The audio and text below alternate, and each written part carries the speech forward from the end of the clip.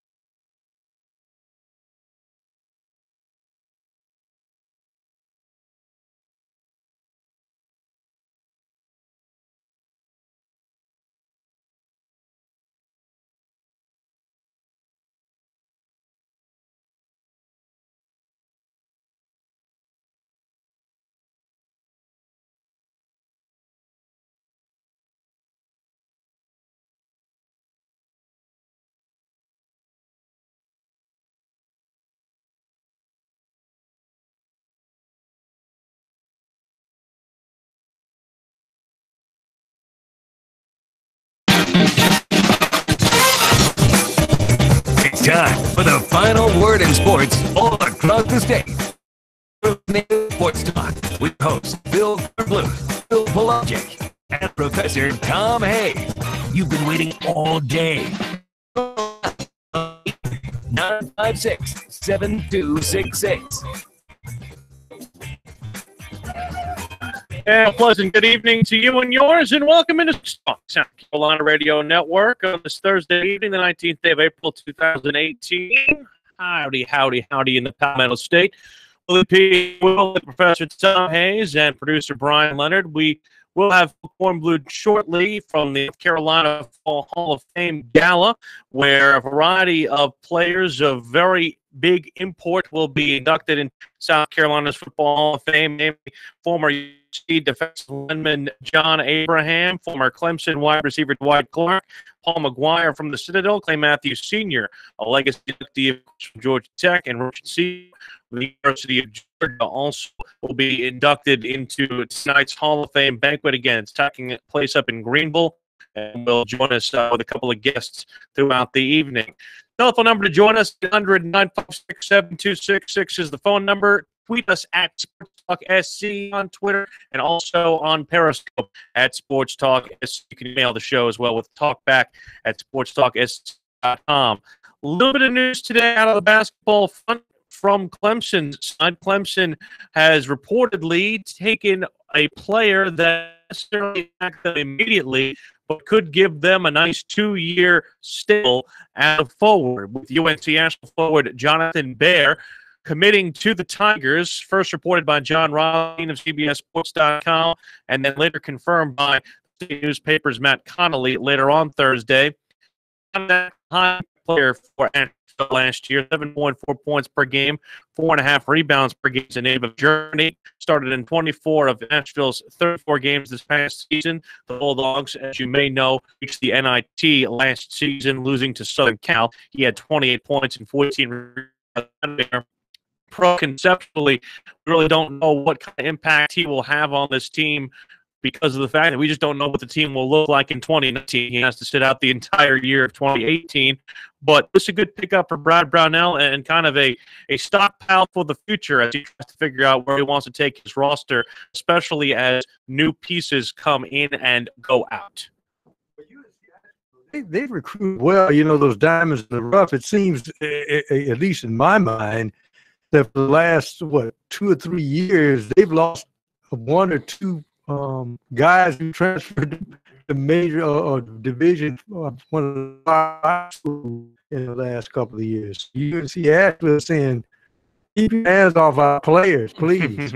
They're basically becoming unfortunate farm system for a lot of these other teams here over the course of the last couple of years. But maybe he turns into somebody at 6'9" who can maybe be an heir apparent to Elijah Thomas after his final season of eligibility comes up. Maybe he can even play a 4 or something along those lines if he can step out and shoot from outside. Again, we really don't know what project says yet for Clemson, but certainly an interesting and intriguing pickup for Brad Brownell's team. And again, it takes away one of those spots that could be part of that as far as that goes here in the coming future. When you think about some of the things that we've been going over here, we did hear from the ACC football teleconference today, and we'll hear some of those guys throughout the program here. We'll hear from Willie Taggart, Dave Doran, and Bobby Petrino. Which team in your mind do you think looks most staunchly different in the ACC from this year, or at least going into this year from last year? Well, I got to say, front, you got to say it's NC State, because their defensive front, they take a big hit, and so I think they have their quarterback. That's the key, right? But defensively, it's going to be tough. It's odd to me, because so much of what this conference has been dominated by is by one team, and that is Clemson. And I think so much of what needs to happen in the ACC is there needs to be some sort of villain that kind of comes by and serves as an antagonist. And we thought Miami was going to be that this past year, and they unceremoniously were drubbed by Clemson in the ACC championship game.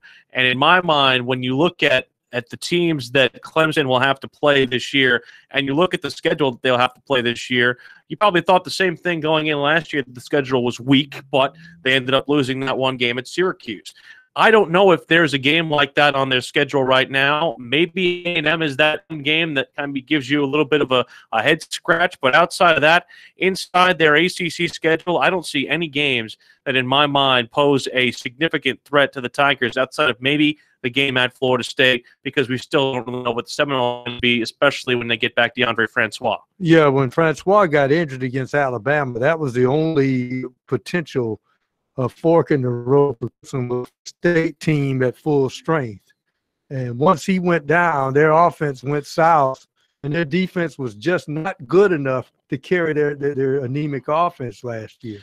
And one thing that has come to light, according to ESPN, and the Tallahassee police had put this out, according to the Orlando Sentinel, a raid of that aforementioned quarterback, DeAndre Francois. His apartment was raided Thursday, and they apparently were looking for a suspicion of selling marijuana out of his apartment. They went through his apartment. They got less than an ounce of marijuana. He's recuperating from, again, a torn patella tendon in his left knee. He was not arrested, but cited with misdemeanor possession and given a chance to enter in a pre-trial diversion program and only pay a fine. Francois told the police that the marijuana belonged to him, and the last time that he used was December of 2017. That's not necessarily an encouraging thing from somebody who you expect to be a leader on your team, bro. Yeah, did they check for crab leg? No, No, no, they didn't no. actually check. That's a different Florida State quarterback. Oh, different former Florida State quarterback with Jameis Winston. Speaking of the National Football League, we will get the release of the NFL schedules tonight across the 32 NFL teams. That'll come at 8 o'clock. We've seen a little bit of the Panthers so far tonight, and we'll kind of give you at least a little bit of that as we go throughout the evening. And we'll also talk today to Mike Morgan. We'll have Morgan on the move at 7:05. Join us to not only go over some SEC baseball, but also a little bit on the Braves, who have had a pretty nice start. They're 3 out of first place. Statements tonight against the New York Mets. The money coach, Fran Halloran, will also join us at 7:30, and you can also do so at, again, 800-956-7266. SEC baseball this weekend. South Carolina faces LSU, and once again, South Carolina is going to employ the same type of rotation going into the weekend that they had when they played last week against Arkansas. They will start their series with Logan Chapman on the hill and then go to Adam Hill and Cody Morris for the back 2 games. I know that they did it last week because they didn't want Adam Hill pitching on short rest pro, and I know that they might be concerned about that still again, but as we've been saying over the course of the last couple of weeks, pitching's not the problem for South Carolina, it's the bats. and it's and what happens is you got some of those young pitchers on that staff. They start to break down because the pressure of trying to, say, hey, there's your run. You want Almost, yeah. yeah. So that's one of the difficult things. And of course, they have to be around the plate. And I think they're scared of going around the plate. That's why you're seeing a lot of walks. But you're right. I think, but I'm of the feeling that when you get that team healthy and they really have some timing going their way, this offensive wake up is a matter of them having it up here and in the chest that they can do it. Because sometimes you see psychologically in games that they fall behind early, they seem to want to just wave the white flag early instead of making a comeback. They certainly do. ACC play this weekend sees Clemson go on the road to Wake Forest. Wake not necessarily as strong as Clemson is, although Clemson needs any kind of confidence boost after a 2 out of 3 series loss at home against Miami last week and only one ACC series remaining against Florida State. College of Charleston this weekend is up at Hofstra in Colonial Athletic Association play Coastal Carolina following their heartbreaking loss last night at the hands of UNC Wilmington. They lost on a 2-out, 2-run homer after having taken the lead in extra innings over Wilmington. The Seahawks defeat them in extras. They have to come back this week and face Georgia State in Sun Belt action coming up here this weekend. Again, 800-956-7266 is how you reach us at SportsTalkSC on Twitter and on Periscope. We'll come back. We'll talk a little bit as much about not only what's going on in the Hall of Fame, but also we'll hear from some of the ACC coaches as we continue with the ACC teleconference from earlier today here in the spring. Willie P, the Pro, and the Corn, all here for you on a Thursday. Sports Talk on South Carolina Radio Network.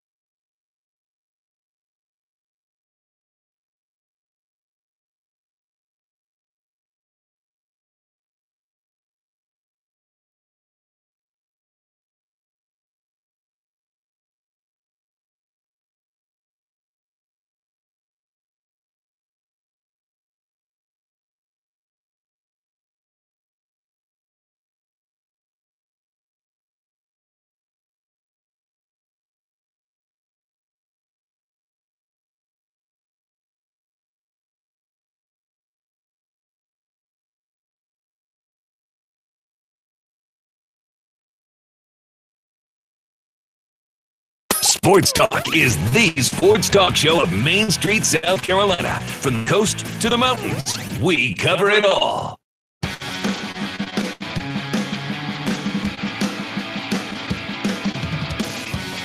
Sports Talk, South Carolina Radio Network. Will Polancic, Professor Tom Hayes. We're going to get out to Phil Kornblut at the South Carolina Football Hall of Fame in mere moments. Again, a very star-studded class that includes former Gamecock John Abraham and former wide receiver Dwight Clark of Clemson. You were talking to me a little bit earlier today, Pro, about the legacy of John Abraham, and of course, your football team that you root for and my football team that I root for. We both got a chance to, at least for the NFL side, got to see a lot of John Abraham's career between the two of us, me with the Jets and you with the Falcons. And things that I remember is he kind of became one of those really huge, like, specialist ends that are pass rusher specialists, pass rusher supremes. That's the kind of guy who you went to and you looked for to really make a play. Well, Atlanta at the time was really in the playoffs consistently, and then as somebody was cut or he left or retired, the Falcons pass rush has not been the same until Vic Beasley started to emerge as a pass rusher. But the one key about John Abraham, I don't know whether there's any kind of research we can do, but I can't remember the last time a guy who played for a winless team played on that 0-11 first year that Lou Holtz was coach at the University of South Carolina. Mm-hmm. And John Abraham was the kind of guy who had a non-stop motor, and he didn't care if they were losing. Right. So he played on a winless team, but got drafted 12th in NFL. 13th overall by the Jets. Yeah, that's right. He had 23.5 sacks, which was second on the Gamecocks all-time list. I don't have that all-time list in front of me, but I'm guessing somebody who wore number 7 is probably first on that list, I would say that that's probably where that is. Basically played at the same high school as LaVon Kirkland, of course, of big fame there from South Carolina, and, of course, a former Pittsburgh Steeler. Very, very big part of successful teams throughout, not only with the Jets, with the Falcons, but also a Pro Bowl appearance with the Arizona Cardinals later in his career. Of course, we don't need to tell you about what Dwight Clark's career is like. His career basically defined by one of the greatest plays in NFL history from Joe Montana, the catch that obviously helped fuel San Francisco to one of its many championships, a championship game over the Dallas Cowboys. And, you know, one of the things I think that he did, especially when it comes to Clemson, is that he was one of those guys who helps put Clemson on the map from his perspective, and someone who is never someone who's shy to give back and talk about his time there. Dwight Clark is the type of wide receiver that made it in the NFL for doing the unglamorous things. Right. Because, you know, Danny Ford didn't throw the football much. And you can almost figure Danny out. Once he got to the 30 or 35, his own 30 or 35, he may decide to throw once in a while. But unfortunately for Dwight Clark, in those days, on those rare occasions when they threw the forward pass, it was Jerry Butler, not Dwight Clark. But what Dwight Clark did was he was so proficient at the wide receiver position of blocking, both for the running game and when they called the pass plays, that San Francisco saw something. They said, this guy's got pretty good hands, and he already knows how to block. So they gave him a chance. And as they say, the rest is history. You know, it's funny. At the ACC game in Charlotte, I had a chance to run in and talk with Jeff Bostic, the former center who played with the Hogs and the Washington Redskins his whole career, former Clemson center, of course, as well. And we ended up actually talking a little bit about Dwight because, again, we've been talking about this off the air. He had some unfortunate health issues, battling with ALS, Lou Gehrig's disease, and certainly we wish the best out of him and wish the best that could possibly be for his family as far as that goes, because that's a very, very terrible disease and still continuing to try and gain cures for that. But he remembered Dwight Clark about as fondly as any of his teammates because of the fact that, like you said, he was unglamorous and he was somebody who got the dirty areas. I don't mean to compare him to somebody of recent vintage, but it's kind of a lot of the same characteristics people say about Clemson's Hunter Renfrow. He does a lot of the things that other wide receivers didn't want to do or don't want to do. He goes to the dirty areas. He takes hits down the middle. I'm hoping that what he had with his ALS was not something as a result of his football time, because that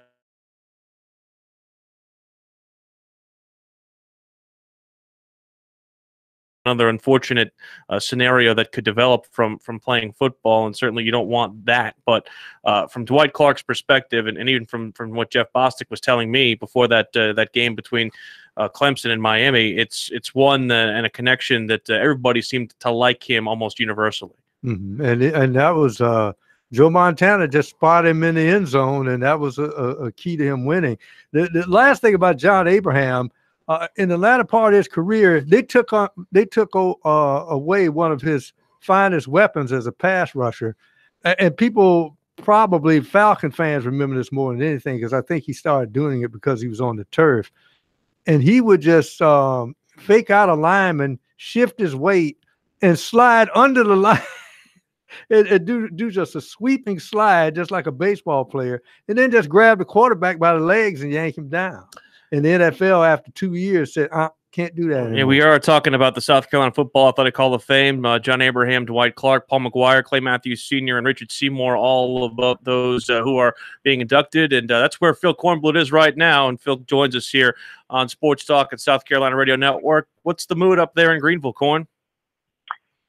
Well, my mood is pretty sour. The mood for everybody else is pretty upbeat. They're having a great time.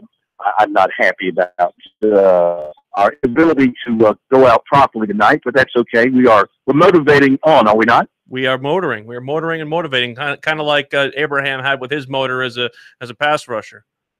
Oh, yeah. Saw John. In fact, John was going to be with us at 6:30. Obviously, that's not going to happen. Joe Bostic was going to be with us at 6:15. Obviously, that did not happen.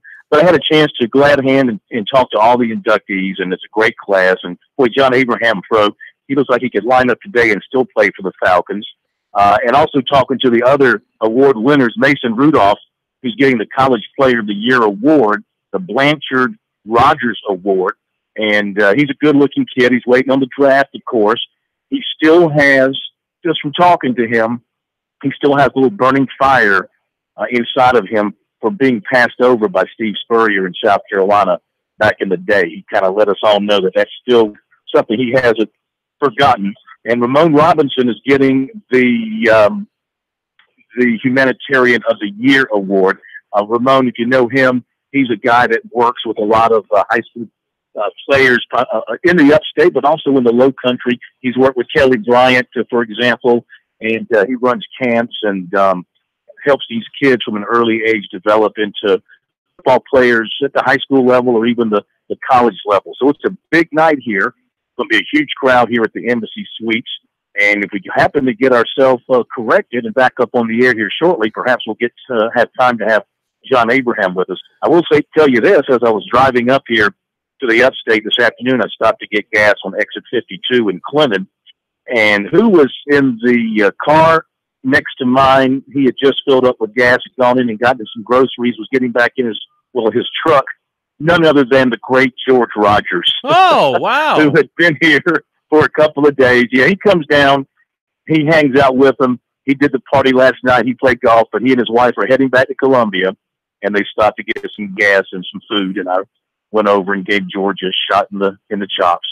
So he looks good, and he's still George and all that kind of stuff.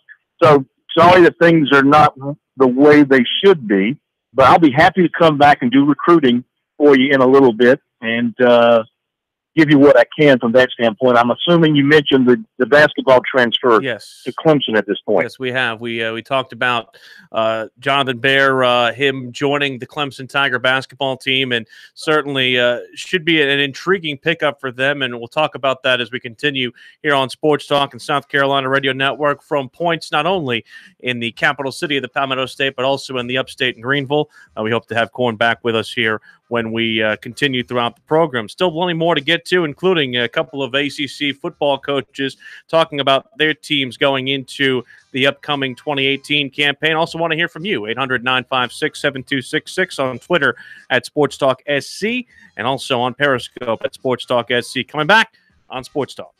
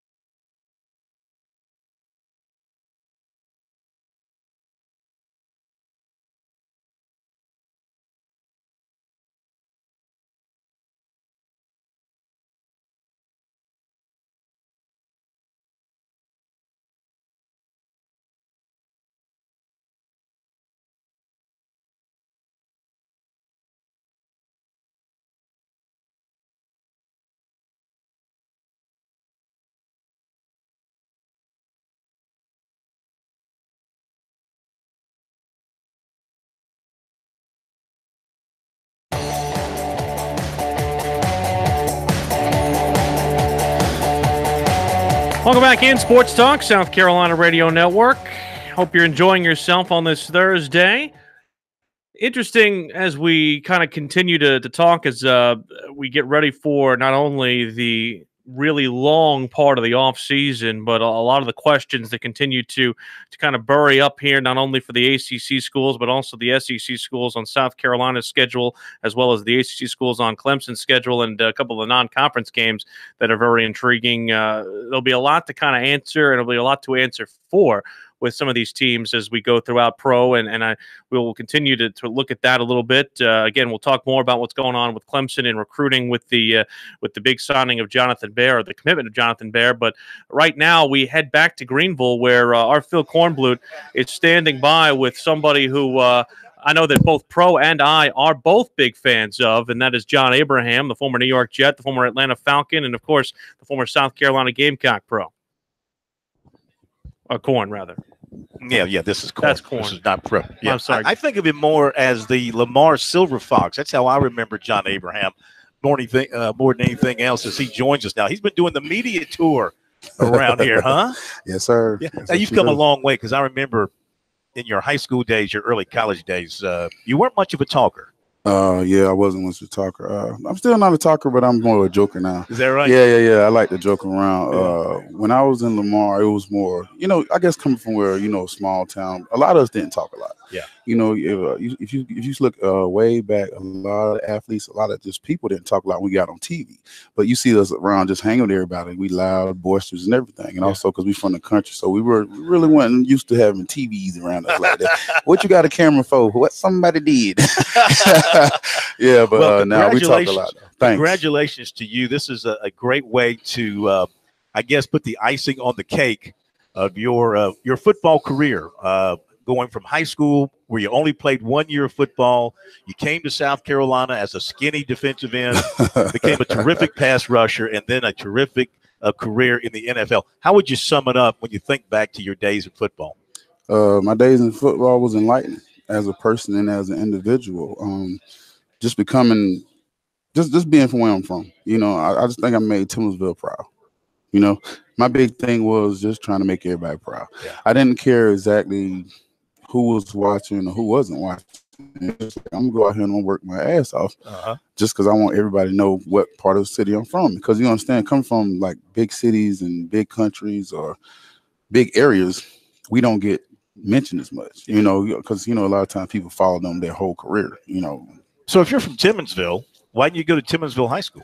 My mom worked there. She was the kitchen lady. So Okay. I think, and you know how the lines were there. I could have walked to Timorsville to get to school, but it's something about how the zoning was. I had to go to Lamar. Yeah. So, it's a blessing either way. I think it probably been harder if I went to school. My mom worked there. So, ended up being okay. So, You'd have had to walk that line, what you'd have had to do. You I could have still been had a to walk the line. whirlwind. I still had to walk the line anyway, So when Lamar played Timorsville, you were playing against your homeboys. Yeah. You Pretty knew all much. those guys. Yeah. Because, most of them used to kick my butt when I was little. Yeah. All my family is pretty much from Timorsville. The Nettles, the Johnsons, the G's, everybody's pretty much from there. So I'm used to getting my butt kicked over there. So it was fun. It was fun when I got to kick their butt. When I got to play run track or play basketball. Well, y'all were pretty good. You were pretty good. Your team was good at Lamar, if I remember. Yes. We were. The funny thing was we was 2A. But we were too small for a 2A. Well, we moved to 1A now. We just kicking butt in state championships, left and right, which we could have been doing that. But it is what it is. I'm happy that we're pretty much on the map now. You kind of hear about Lamar football now, and for me, that's a beautiful thing because where I'm from, we're not used to people knowing this and people knowing that. If they know, they know. If they don't, they don't. Well, who's bigger in Lamar, you or Levon? Levon, he started this about it stuff.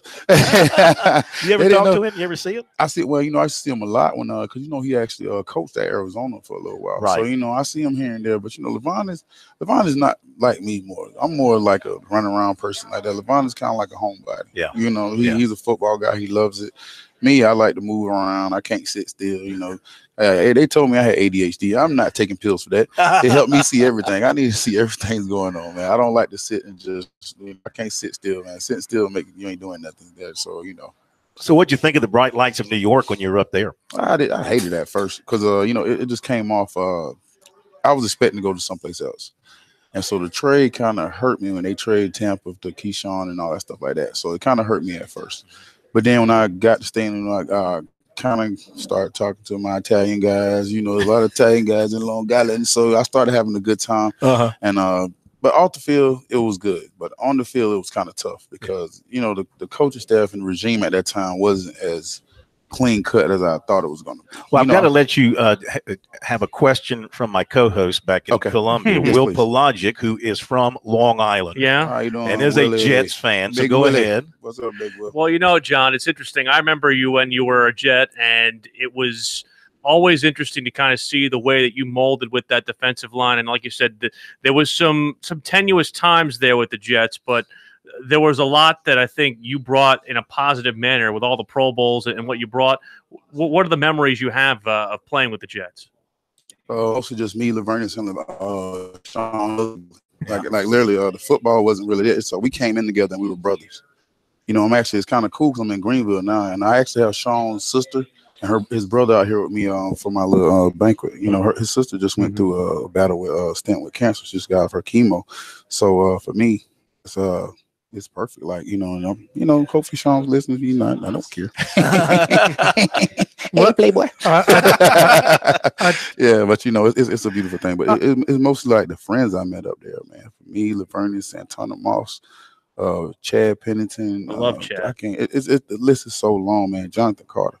It's just going, you know, Dwayne Robertson. It's just like, I mean, you know, Jason Ferguson. I mean, Brian Cox was pretty much my leader the whole time. Like, I only got to be with him for 1 year, but it was probably the guy who made me the player I am. I will give him everything I had right now if he asked for it, because he kept me after practice, showed me how to practice, showed me how to learn football. It's like, he know I had talent, just like he had talent when he came in, but he had somebody, actually EJ, who's here now, EJ Jr. He said EJ Jr. got Brian Cox when he was younger. So I had Brian Cox teach me when I was younger, and it was good that I had that kind of people, the 10 plus in the year. That's what I think we're kind of wrong in the NFL now. A lot of young players control the NFL instead of older players, and you can kind of see it. You know, you see a lot of dancing and all that stuff like that. A lot of older players, we too tired to dance. We'll dance after the game. We'll have a drink after the game. We'll dance after the game. But right now, we got to play, man. Well, Phil, 133 sacks for you in your career. I mean, that's pretty impressive. And when did you start to realize? I know, of course, you had the great career at South Carolina, all SEC career and all that, but you know, the NFL is a whole nother level. When did you realize that, hey, I can be a terror at defensive end, rushing the quarterback, be a sack master? I never really thought I was that good. I think that's why I continue to strive to be good. You know, everybody say, "Oh, John, you can do this. John, you can do this." I always saw myself as not making a Pro Bowl or not getting sacked this game and not doing this, so it gave me something to fight for. I see a lot of people, I think people just pat themselves on the back so much these days, and they haven't done half the stuff they want. They want the big contracts. They want this. But I'm like, look, man, you're only in your third and fourth year. Not saying you don't deserve one, but also you got to do a little more. You know, like, you know, my big thing was I didn't become a leader to a team after I really left the Jets, because I didn't think they let me be myself. And it's hard for a player to, if you want me to be a leader, you got to let me be myself. Everybody leads a different way. I wasn't a real vocal person. I got vocal when I went to the Falcons because it was totally different. I was happy where I was. Even when I was in college, like he said earlier, John, you never talk. You didn't say nothing, because that's how I was, because I like to watch and I show what I do on the field. And I've always liked that, because it's crazy when they say, John, you don't talk enough. Then when I start talking, they say you talk too much. Now, what's the in-between line? Shut up, pretty much. Like, you tell me I say something. But, you know, when I came to the Falcons, they let me be myself. They let me portray myself as a football player, and they let me show the fire that I had burning inside. John, could I ask you a question about your technique? You sometimes, when you were at the Falcons on that carpet, you used to slide under the defensive line, and the NFL told you couldn't do that anymore. What did they explain to you why they took that away from you? Say it again. You remember you used to slide under the defensive line sometimes during the rush and grab the quarterback by the leg, going under the guy. You know how it is, man. You know, quarterback get all day. You know, oh my God, you got his knees. So nothing about the guy cutting me on my knee. So I'm okay to be walking around limp league. But first of all, because you know, it was weird as I don't know what, man. But and it's still getting kind of like that now. Like I said, it's gonna get to the point, man. Flag football be the stuff. We got to let you go. No but question. Thank you so much. Congratulations. Always, man. Appreciate you visiting with us. No question. John Abraham, back in a moment.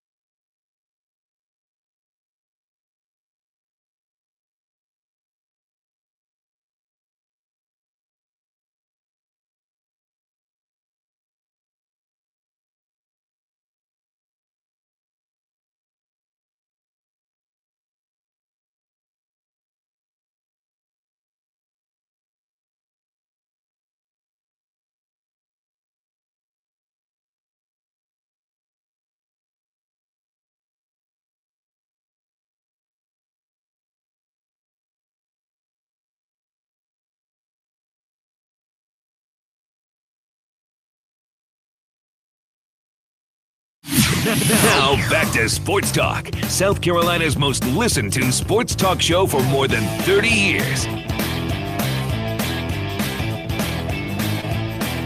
And we continue tonight from the Embassy Suites Hotel up here in Greenville for the annual induction ceremonies for the South Carolina Football Hall of Fame. Thanks to John Abraham for being with us for a couple of minutes. One of the gentlemen going in tonight, of course, really needs no introduction, Dwight Clark. Everybody in South Carolina knows Dwight Clark, knows his story. Unfortunately, he can't be here. Joe Bostic, one of his teammates at Clemson, close friend, North Carolinian as well. He and his brother Jeff, both linemen at Clemson, both longtime NFL linemen, are here representing the Clark family. And first of all, thank you so much for coming over. This is Joe, for joining us here on the program. And I don't know, how does it feel? I guess on the one hand, you're honored to be here for Dwight. On the other hand, it's kind of a sad time that he is not in a condition to be here. Yeah, it is really. It's been a very sad deal for me with Dwight on this diagnosis. But you know, I would be here anyway. I just wish Dwight were here to get his own award. But he asked us to show up for him, and I definitely will do that. Wonderful human being, good man, great player, better person. Yeah.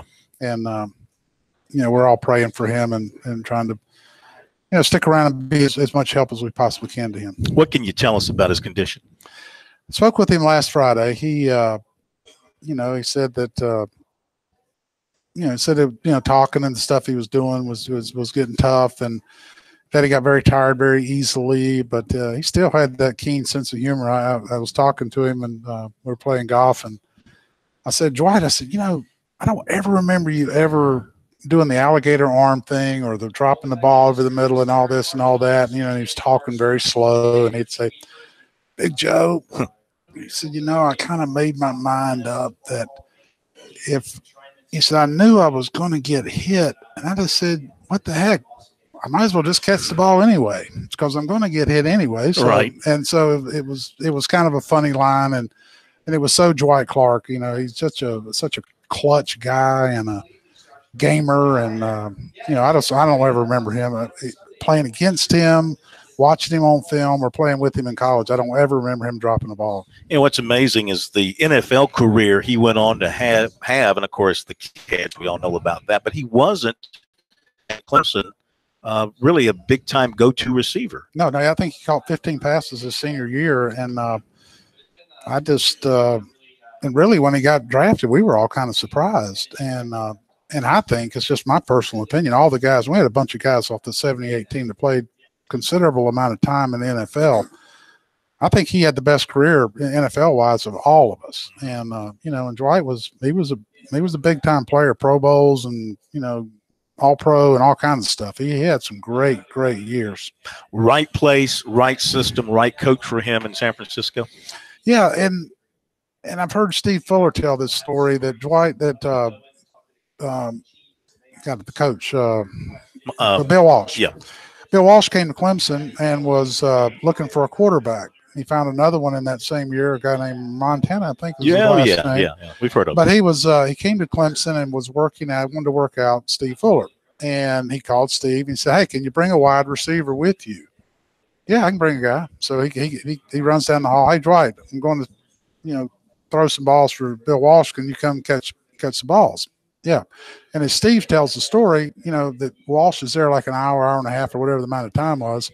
He said he spent 5 minutes looking at me and then spent the rest of the time watching Dwight. Mm-hmm. So the wheels were turning in Bill Walsh's head in 1978 that given the opportunity, a low draft pick, he was going to pick Dwight Clark, and the rest was history. So it really shows the ingenuity and the smartness on Bill Walsh's part to have this guy out here catching balls and running him around a little bit. And he saw a piece of that team that he could put in there. And, you know, and you know, Dwight just had a tremendous career. I mean, I don't know what his professional stats were, but I'm sure he caught 500 balls or more. Mm-hmm.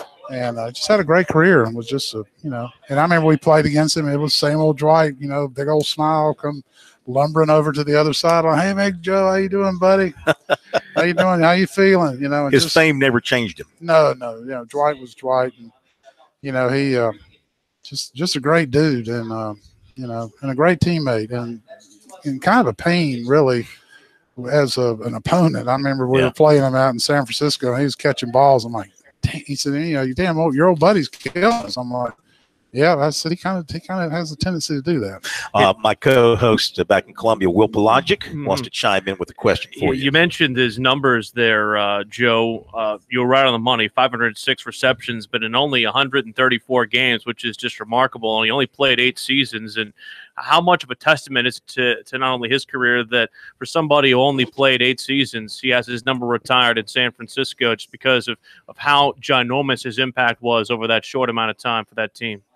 Oh yeah, you know, Dwight was big. I mean, we played out in San Francisco a few times when I was with the Cardinals, and you know, and he was, you know, and Dwight's always had that personality. He's just a really likable guy. And even as a high school kid, when I was playing in the North Carolina South Carolina Shrine Bowl game, he was just kind of one of those guys that had that personality, the pizzazz, and you know, you were just kind of attracted to him.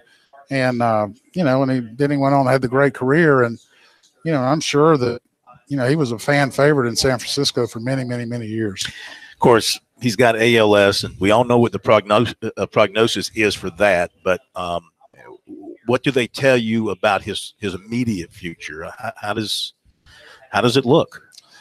You know, I spoke with Dwight the other day and last week, and I try not to even get into all that stuff because nobody survived ALS so up to this point. And I sure hope there's a cure, and I hope it's something that can help Dwight. But you know, it's an ominous, you know, diagnosis. You know, we all sit there and watch Lou Gehrig back and whenever, and I'm the luckiest guy on the face of the earth.